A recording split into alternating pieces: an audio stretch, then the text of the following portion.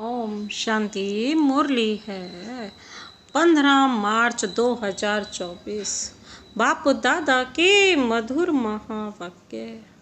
मीठे बच्चे, ज्ञान सागर बाप तुम्हें रत्नों की थालियां भर भर कर देते हैं।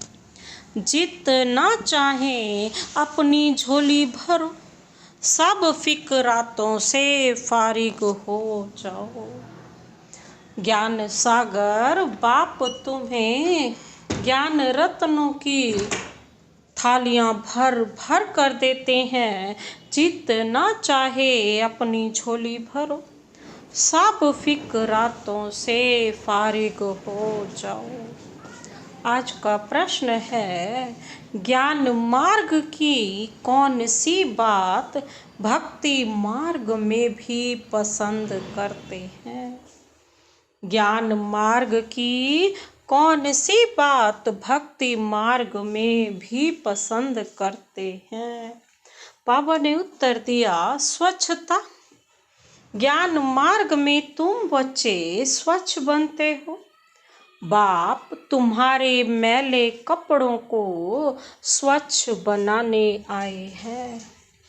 आत्मा जब स्वच्छ अर्थात पावन बन जाती है, तब घर में जाने के उड़ने के पंख लग जाते हैं। भक्ति में भी स्वच्छता को बहुत पसंद करते हैं। स्वच्छ बनने के लिए गंगा में जाकर स्नान करते, लेकिन पानी से आत्मा स्वच्छ नहीं बन सकती। बाबा ने क्या कहा? ज्ञान मार्ग में कौन सी बात भक्ति मार्ग में भी पसंद करते हैं? ज्ञान मार्ग में तो है ही, भक्ति मार्ग में भी, वो है स्वच्छता। स्वच्छ रहना है। बाबा कहते हैं, ओम शांति। मीठे मीठे बच्चे, तुम्हें याद की यात्रा को भूलना नहीं है। सुबह को जैसे यह प्रैक्टिस करते हो, उसमें वाणी नहीं चलती है, क्योंकि वह है निर्वाण धाम में जाने की युक्ति।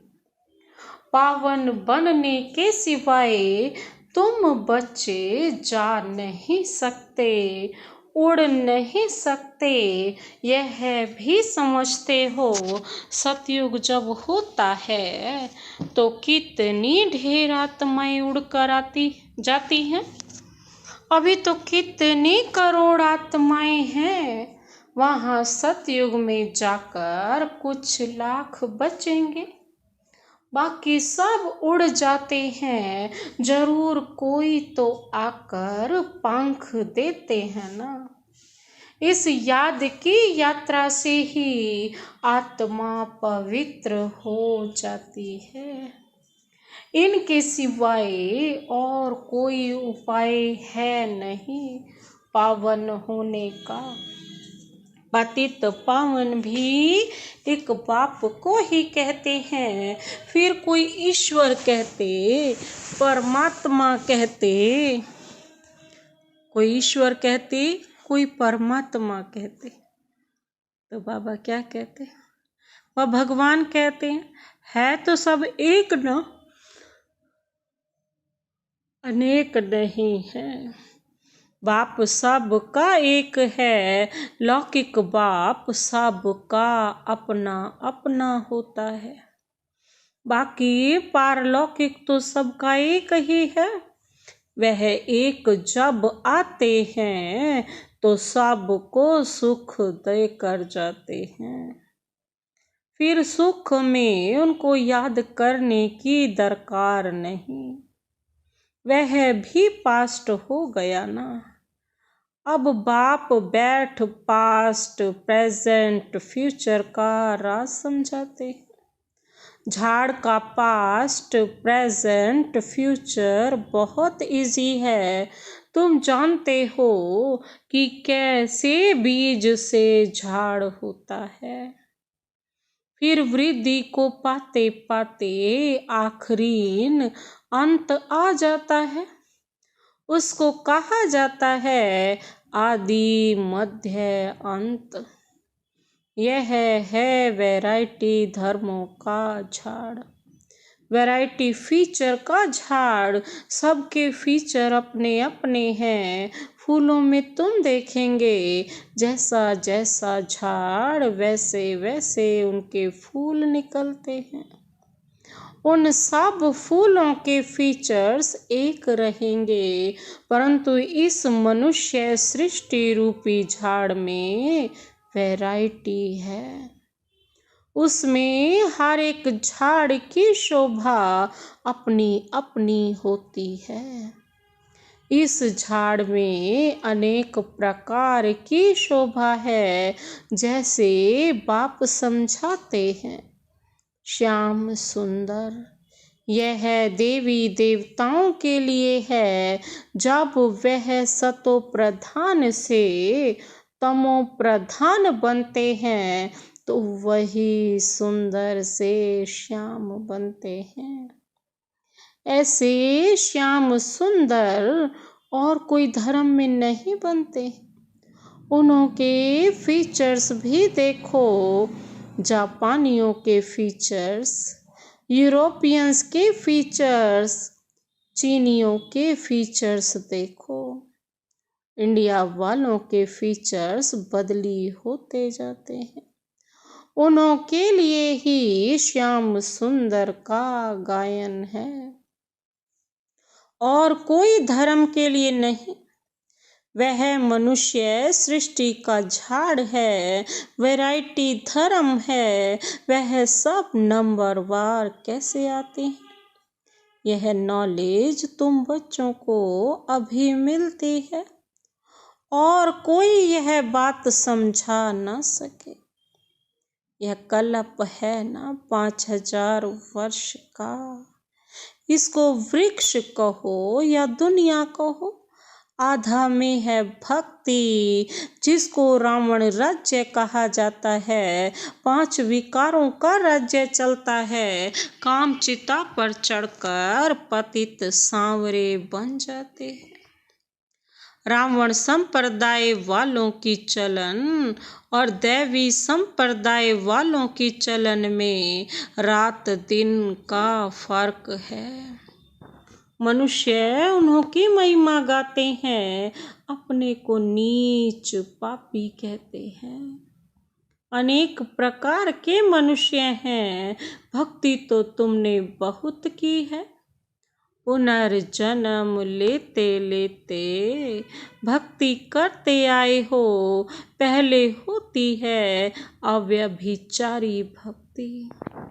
एक भी भक्ति पहले पहले शुरू करते हैं, फिर व्यभिचारी हो जाती है। अंत में फिर बिल्कुल ही व्यभिचारी बन जाते हैं।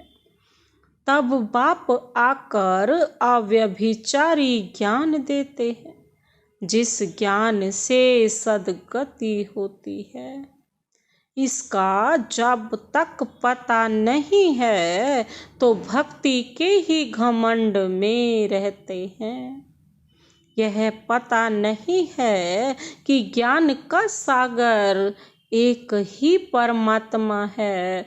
भक्ति में कितने वेद शास्त्र याद कर जबानी भी सुनाते हैं। यह सब है भक्ति का विस्तार, भक्ति की शोभा है। बाप कहते हैं यह मृग तृष्णा समान शोभा है। वो रेत पानी जैसी दूरी से ऐसी चमकती है जैसे चांदी। हिरण को प्यास लगती है तो वह उस रेत में भागते भागते फंस जाता है। भक्ति भी ऐसी ही है, दिखावे में पड़े रहते हैं, बस सत्यता को नहीं जानते ना। उसमें सब फंस पड़े हैं, उससे निकालने में बच्चों को मेहनत लगती है। विघ्न भी इसमें पड़ते हैं, क्योंकि बाप पवित्र बनाते हैं। द्रौपदी ने भी पुकारा, सारी दुनिया में द्रौपदियाँ और दुर्योधन है। और फिर ऐसे भी कहेंगे कि तुम सब पार्वतियां हो जो अमर कथा सुन रही हो। बाप तुमको अमर लोक के लिए अमर कथा सुना रहे हैं। यह है मृत्यु लोक। यहाँ अकाले मृत्यु होती रहती है। बैठे बैठे हार्ट फेल हो जाते हैं। तुम हॉस्पिटल में जाकर समझा सकते हो। यहाँ तुम्हारी आयु कितनी कम है, बीमार हो पड़ते हो। बाबा कहते सतयुग में तो बीमारी होगी नहीं। भगवान वाच। बाबा कहते अपने को आत्मा समझो, मुझ बाप को याद करो, औरों से ममत्व मिटा दो तो तुम्हारे विकर्म विनाश होंगे।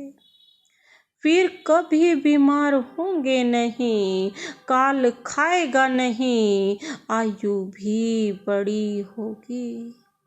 इन देवताओं की आयु बड़ी थी ना, फिर बड़ी आयु वाले कहाँ गए? पुनर्जन्म लेते लेते आयु कम हो जाती है। यह सुख दुख का खेल है, इसको कोई जानते नहीं। मेले मलाखड़े आदि कितने होते हैं।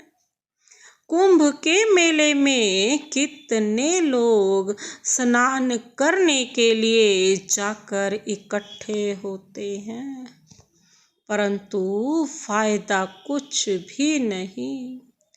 रोज तुम स्नान करते हो, पानी तो सब जगह सागर से ही आता है। सबसे अच्छा पानी तो कुएं का होता है। नदियों में तो कीचड़ा पड़ता रहता है, कुएं का पानी तो नेचुरल शुद्ध होता है।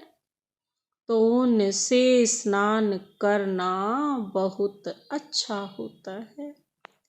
पहले यह रिवाज था, अब नदियों का रिवाज बड़ा है। भक्ति मार्ग में भी स्वच्छता को तो पसंद करते हैं ना। अब परमात्मा को पुकारते हैं कि आकर हमको स्वच्छ बनाओ। गुरु नानक ने भी परमात्मा की महिमा गाई है कि मूत पलीती कपड़ धोए। बाप आकर के हम जब बिल्कुल पतित छी बन जाते हैं, हम पुराने छी कपड़ों को स्वच्छ बनाते हैं। कौन? एक शिव बाबा। यहाँ बाप आत्माओं को स्वच्छ बनाते हैं। वो लोग आत्मा को क्या कह देते हैं? निर्लेप। अब निर्लेप तो होती ही नहीं है ना, वो निर्लेप समझते हैं। बाप कहते हैं यह है ही रावण राज्य, सृष्टि की उतरती कला है। गायन भी है ना।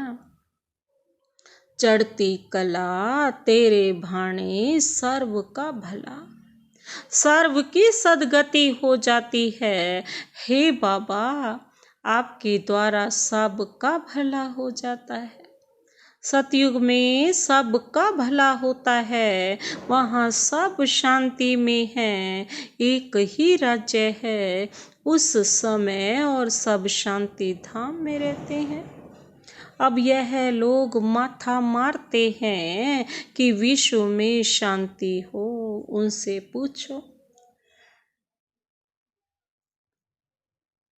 आगे कभी विश्व में शांति थी? जो अब फिर मांग रहे हो, वो फिर कह देते हैं अभी कलयुग में 40,000 वर्ष और पड़े हैं।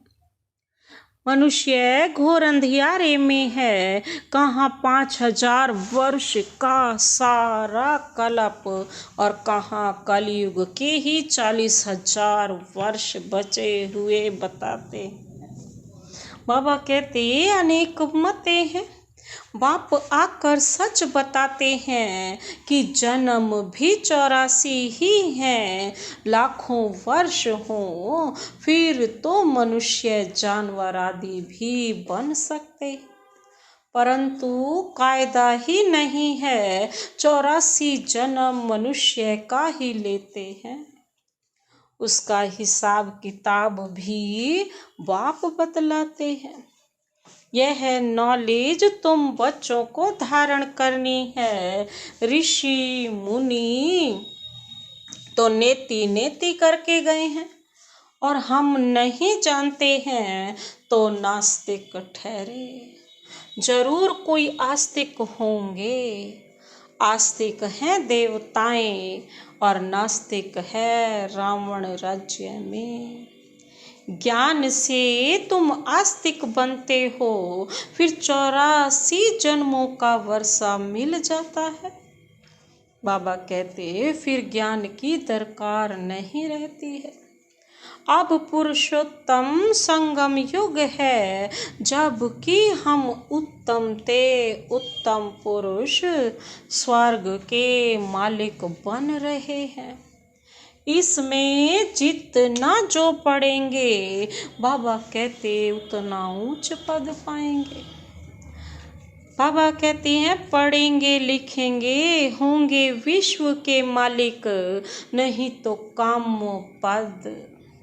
परंतु वह राजाई है सुख की, यहाँ है दुख की। आस्तिक बने हैं तो सुख की राजाई करते हैं, फिर रावण आने से नास्तिक बनते हैं तो दुख होता है। भारत जब साल्वेंट था तो अथाह धन था। सोमनाथ का मंदिर कितना भारी बनाया हुआ है। मंदिर बनाने के लिए इतने पैसे थे तो खुद के पास कितने पैसे होंगे। यह इतने पैसे कहाँ से मिले? बाबा पूछ रहे हैं ये इतने पैसे कहाँ से मिले? शास्त्रों में लिखा है ना, सागर ने थालियां भर भर कर दी, अब ज्ञान सागर तुमको रत्नों की थालियां भर कर देते हैं। अब तुम्हारी झोली भर रही है, वो शंकर के आगे जाकर कहते हैं भर दो झोली। बाप तो जानते ही नहीं, बाप को जानते ही नहीं।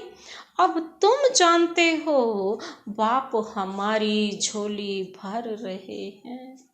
जितना जिसको चाहिए सो भरे।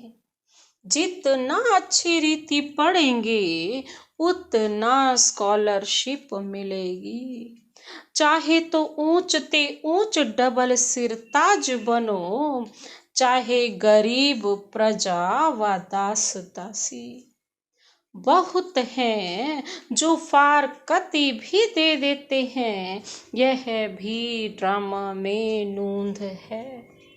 बाप कहते हैं मुझे कोई फिक्र नहीं, मैं तो फिक्र से फारिग हूँ, तुमको भी बना रहा हूँ फिक्र से फारिग। स्वामी किंदा सतगुरु सारी फिक्रों से ही फारिग कर दिया। किसने? मेरे सतगुरु स्वामी ने। स्वामी जो सब का बाप है उनको मालिक भी कहते हैं। बाप कहते हैं मैं तुम्हारा बेहद का टीचर भी हूँ। भक्ति मार्ग में तुम अनेक टीचर्स से अनेक विधाएं पढ़ते हो। बाप जो तुमको पढ़ाते हैं यह सबसे न्यारी नॉलेज है। वह है ज्ञान का सागर, जानी जानन हार नहीं कहना, ऐसे बहुत कहते हैं। आप तो हमारे अंदर को जानते हो।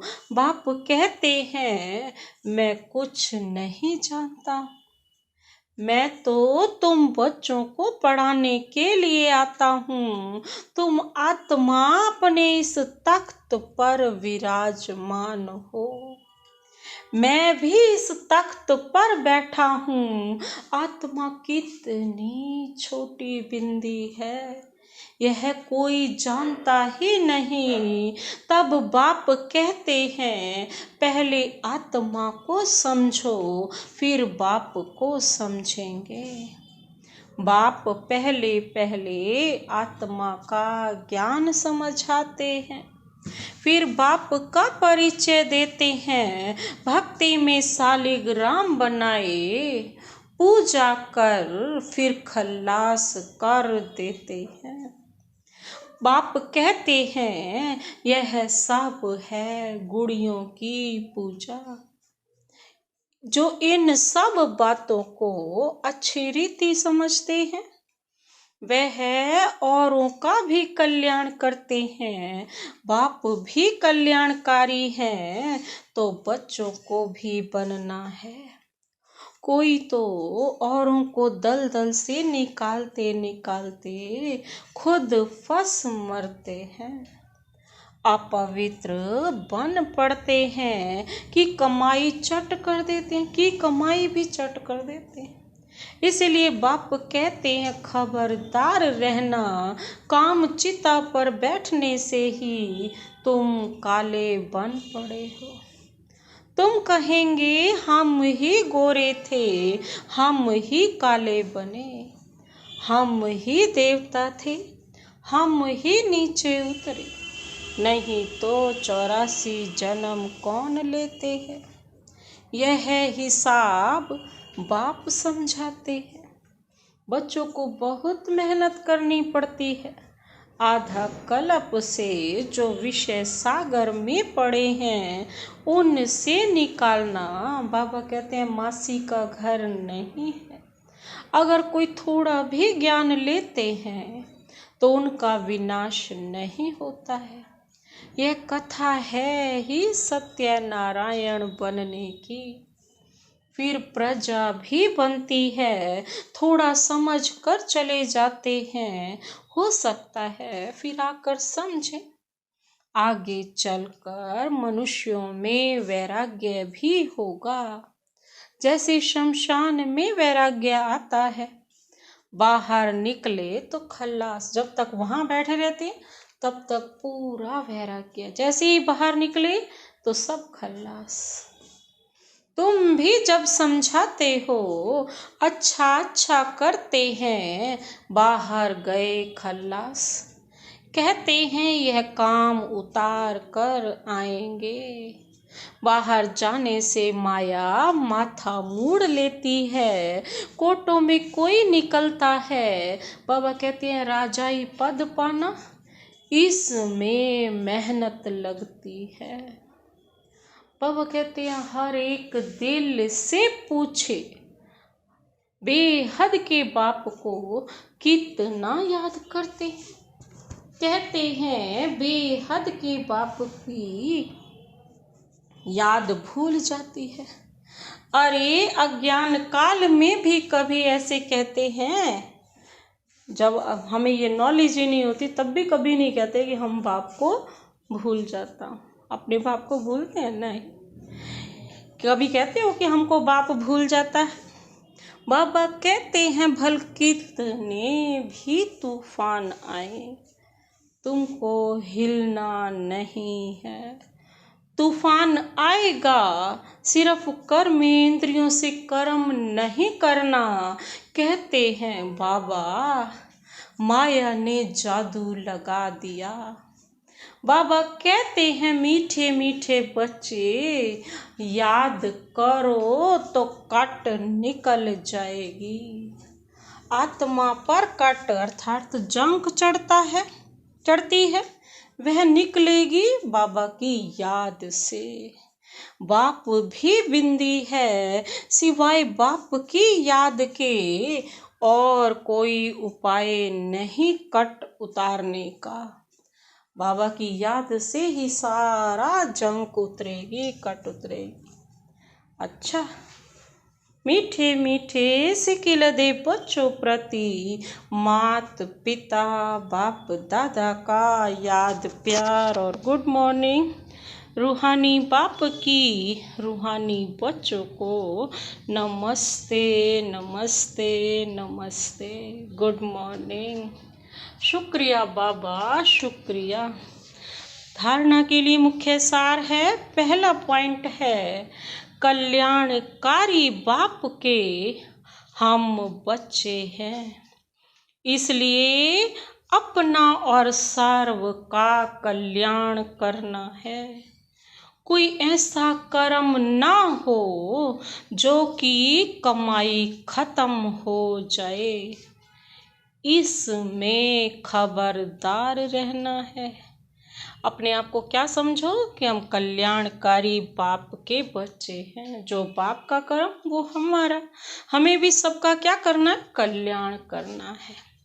दूसरा पॉइंट है, पढ़ाई अच्छी तरह से पढ़कर ज्ञान रत्नों से अपनी झोली भरपूर करनी है।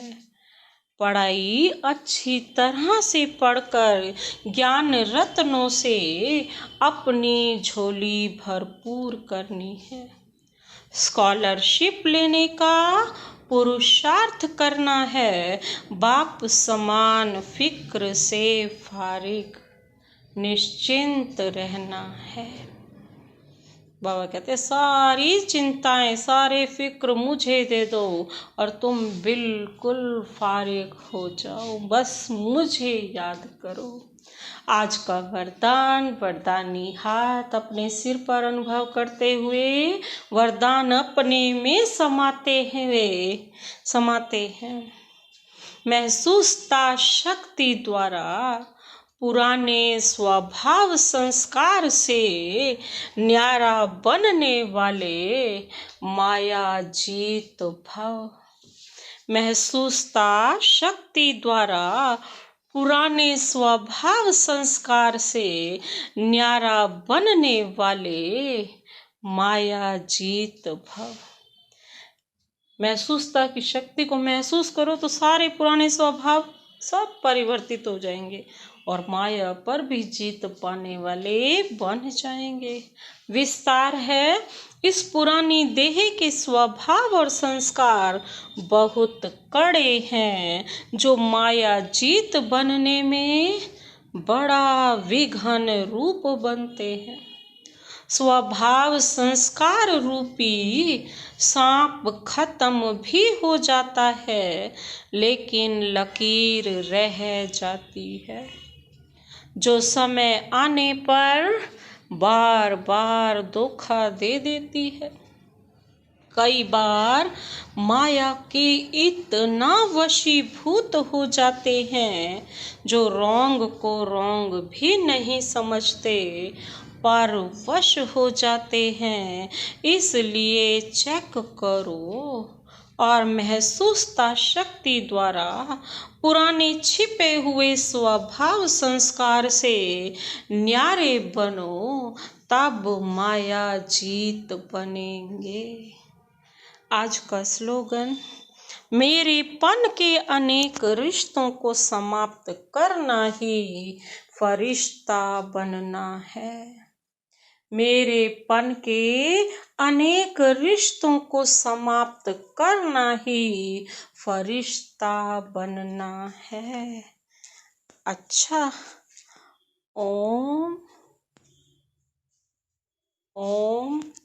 शांति।